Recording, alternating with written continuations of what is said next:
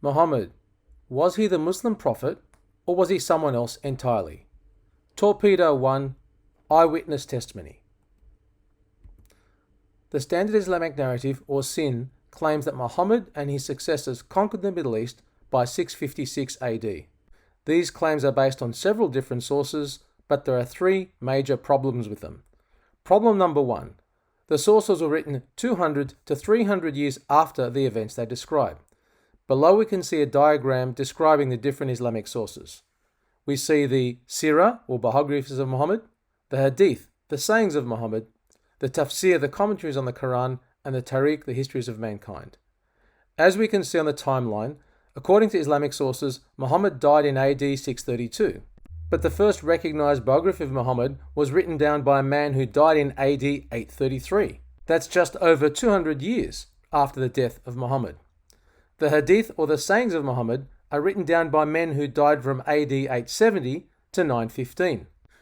870 AD is nearly 240 years after the death of Muhammad, and the Tafsir and Tariq were written by a man who died in AD 923, which is 300 years after the death of Muhammad. So none of them could have been eyewitnesses to Muhammad. Problem number 2. These sources were written by men who were from places like Cairo, Tabaristan in Iran, and Bukhara in Uzbekistan.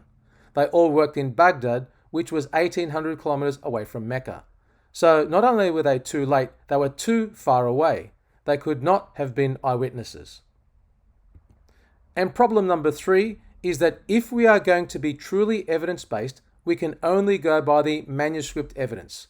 This means that we have to examine the earliest manuscripts for these sources. Now, it's bad enough that the standard Islamic narrative dates for the sources are 200 to 300 years after Muhammad's death, but the earliest manuscripts for these sources are even later. They range from 400 to 800 years later. As we can see from the diagram, the earliest manuscripts for the Hadith, the Sirah, and the Tafsir and Tariq are from the 11th to the 15th centuries. That's 400 to 800 years later. So we do not have any eyewitness testimony. Torpedo 1 scores a direct hit. What's the Muslim response to this? Arabic whispers or Muslim telephones?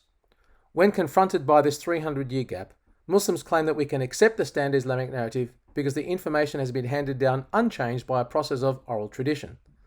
They claim that the memories of the first Muslims were good enough to preserve the facts without change. And they cite the fact that people today can memorize the Quran from childhood as evidence for this. However, modern memory science does not support the SIN. It shows that memory degrades very rapidly so that 75% of what is heard is forgotten within 1 week. This is the very reason that good teachers do lots of revision with their students. And the only reason that people today can memorize the Quran is because they have something written down to memorize. Also, anthropological studies of cultures that actually use oral tradition do not support the SIN. They show that while oral tradition can transfer information, it's not word for word. Each time the story is retold, it changes, just like a singer does not perform exactly the same way each time they perform. Therefore, much variation is possible. Just think of the children's game Chinese Whispers, or the telephone game, where the whole message can change in just a few minutes of oral transmission. If this happens in a few minutes of oral transmission, imagine what can happen over 250 years of oral transmission. So there's no eyewitness testimony to Muhammad or Mahmud. Torpedo 1 scores a direct hit.